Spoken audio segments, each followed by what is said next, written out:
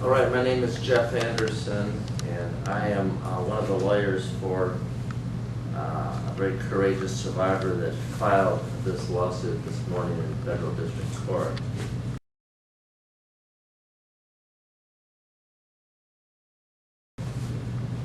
To my right is A.W. Richard Sipe.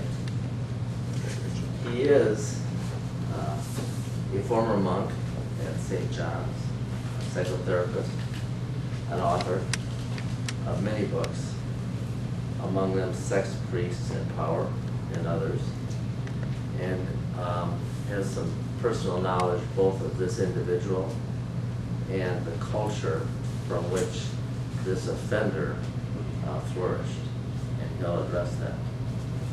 To my left is Patrick J.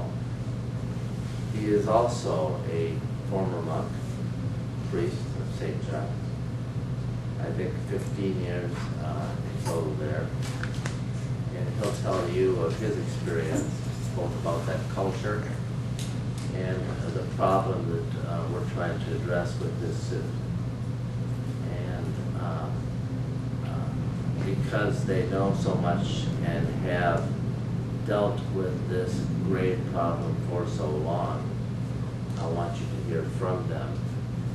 And Patrick Wall, maybe we can hear from you first. Thanks, Jeff. Today is a sad day that a survivor of Abbot Timothy has come forward, but it's also a very happy day because it's a day that we get to talk about the culture of secrecy, sexual secrecy that we had at St. John's Abbey. And it's a problem that we need to face. We need to look back now at our history and to see what really went on. In my 15 years experience of knowing Abbot Timothy and of being at the Abbey, you have to remember that 2 of the last 4 abbots at St. John's now are alleged molesters. 2 of the top guys at St. John's were molesters. And when you are Abbot of St. John's, you are just not a religious superior. You're in charge of a liturgical press. You're in charge of a high school.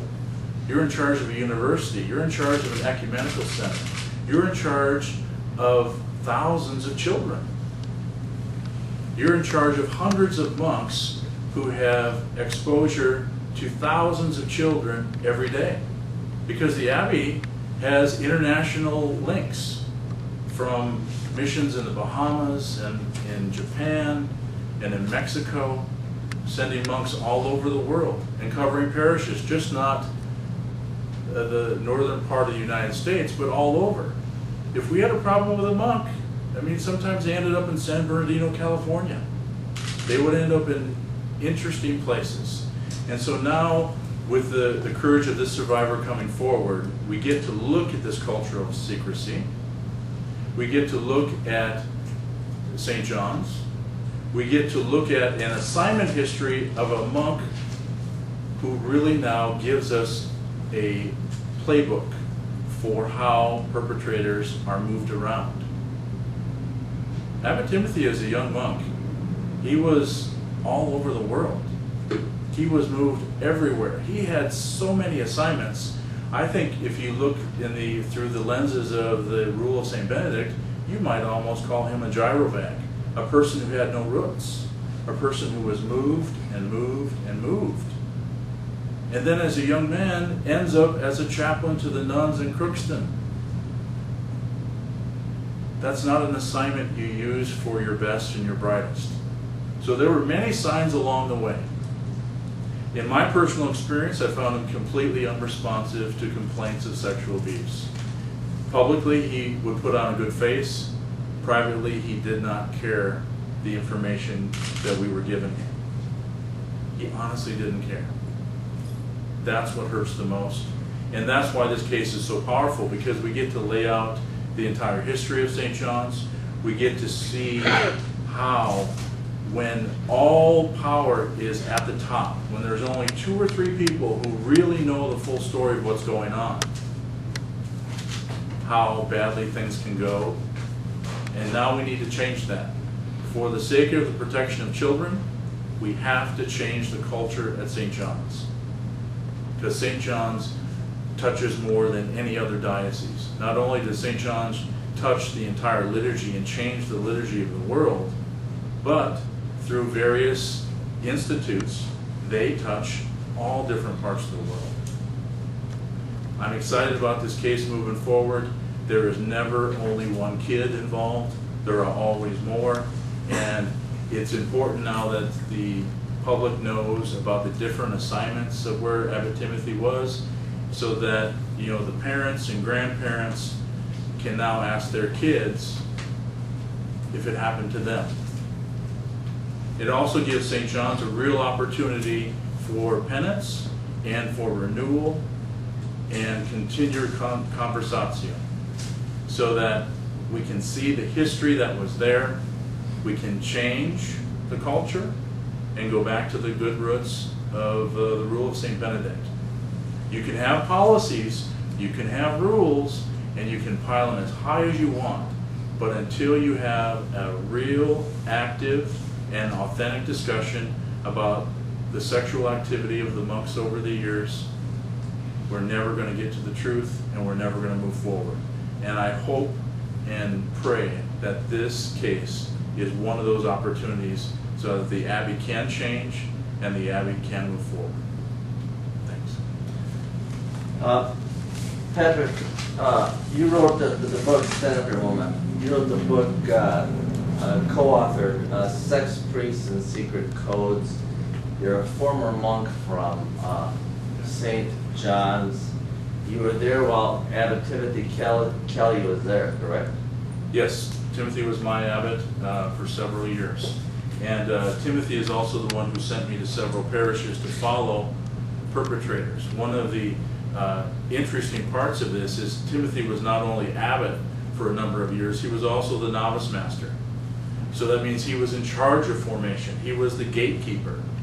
And several of the monks under his tutelage that he allowed to move forward for vows turned out to be perpetrators themselves.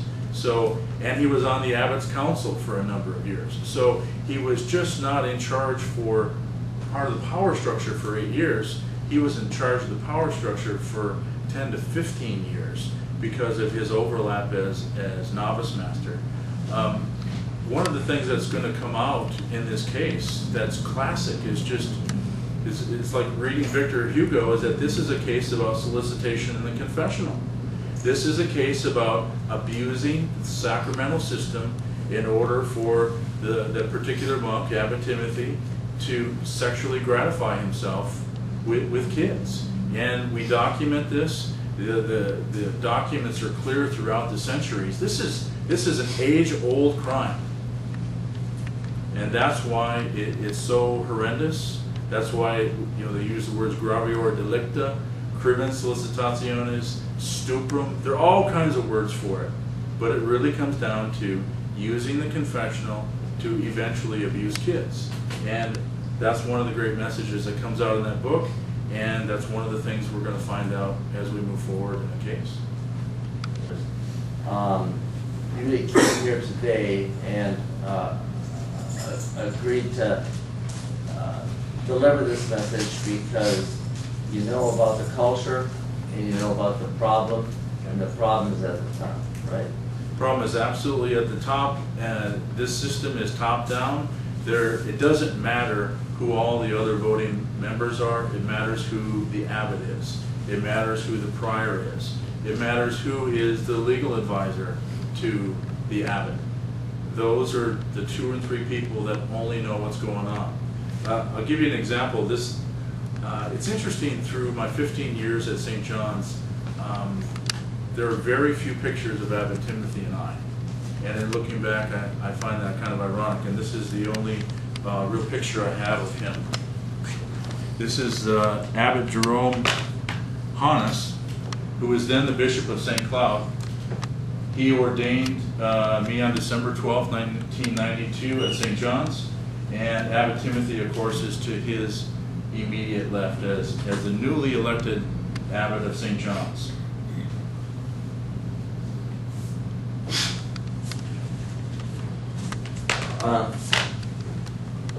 One of the things that is so sad about what Patrick shares with us and about this lawsuit again is that the confessional was used to access this youth, and the secrets around this offender who rose through the ranks to become abbot have been kept until now by those at the time. And it's very worrisome that months ago we reached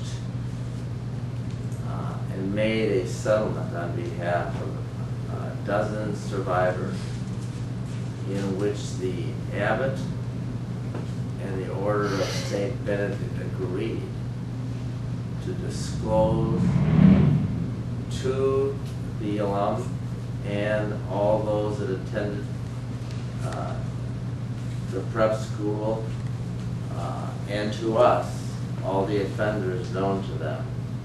And they did not include Abbot Timothy Kelly on that list. And this lawsuit challenges that disclosure, and this lawsuit causes us to question again their candor, quite sadly, because child abuse flourishes in secrecy and is prevented only in transparency. And this seems to me to be another demonstration of a lack of transparency, which means kids continue to be at risk. And while the survivor is now in his 50s, late 50s, and this happened long ago, the secret was kept and remains alive until disclosed. And now this survivor, with the help of these good men and others, has broken the silence and is no longer kept. Richard. My name is Richard Sipe. I went to St. John's as a student in 1946. I was the personnel director of the Abbey from 1967 to 1970. I did not know of the sexual abuse that was going on at that time. But last October, a man from New York called me. He had seen my webpage and some of the comments of the history of St. John's that I had published. And he said, I want to talk to you about Father Kelly, who was pastor, or who was at our parish in 1968 to 1972. And little by little, we talked via phone and email. And he told me eventually that he had been sexually abused in confession by Abbot Timothy, and he knew of between 4 and 12 other students his age who had been sexually abused. Little by little, I searched him out and he searched me out, and I determined that he was a very credible witness. He asked me if I would somehow notify St. John's about this fact. And so I wrote to the current Abbot of St. John's, and I said, I want you to know that this man and these men have come forward about this sexual abuse by Timothy Kelly during those years. I said, I don't know where this will go, but I felt in honesty and in response to him, he wanted you to know this. He wanted you to know the truth. I received no response from them at St. John's, and the victim also did not receive any response from them. He then asked me what path should he take. I said, The only path I know that has changed the church in any way in the abuse of minors has been the press and the law. So it is that impetus, or any way he has then gotten the impetus to come forward. He has contacted a number of his friends who also went through the same experience of being sexually abused in the confessional. And what has happened to me is that it is defined and definitely defined the context in which sexual abuse of minors by priests takes place. It is not the 60s or the 70s or any other general culture. It is the culture of secrecy of the church. It is the clerical culture of secrecy in which truth cannot be told. And the cause comes from the top. Sexual abuse of minors is not a problem of young men coming into the priesthood and sexually abusing. If there were no sexual activity and no sexual permissiveness from the top, there would be no priests sexually abusing minors. It is a problem, the cause of which comes from the top. In 1992, I made a statement to the First National Convention of Survivors of Sexual Abuse by Priests. And I said that the problem of sexual abuse by priests, which we see, is the tip of the iceberg. And if you follow it to its foundations, it will lead you to the highest corridors of the Vatican. I was very gratified this last week by reading that a group of victims in Germany and a group of victims in Belgium have filed suits against the Vatican for this problem. And I know that there are suits pending from victims in the United States. And this is the right path, because the context of abuse is clerical life, and the cause is permissiveness and secrecy and cover-up from the top.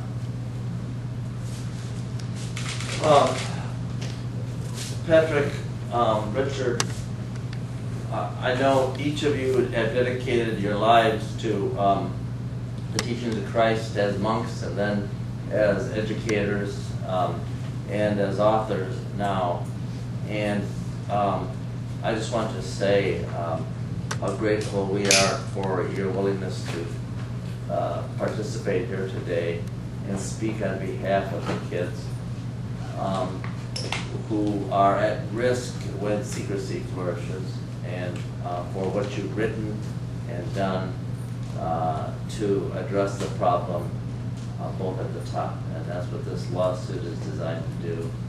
And we're grateful to each of you for coming from actually California to share your experiences, your perspectives here. With that in mind, do we have any questions? Tell me when you notified St. John's. It sounds like the victim contacted you in October. The victim contacted me in October. We went back and forth in terms of emails and so on. I wanted his history and his credibility. I believe it was either November or December that I wrote St. John's. I wrote the Abbot and told him about this. Now, I come here with great, great sadness. St. John's has been part of my family, my home, and I have known some very good monks. But Abbot Timothy, St. John's asked me in 1992 to please come and consult with them about the problem they were having with sexual abuse. I did not know anything was going on. I went and I helped them. While I was there, and I went to St. John's every other month for 2 years, to try and consult with them about their problem. And I became more and more and more depressed because I could see they were covering up and covering up and covering up, and there was nothing I could do about it. People came to me, both monks and lay people, complaining about sexual activity of the monks. I reported all of that to Abbot Timothy, and Abbot Timothy discounted every bit of it.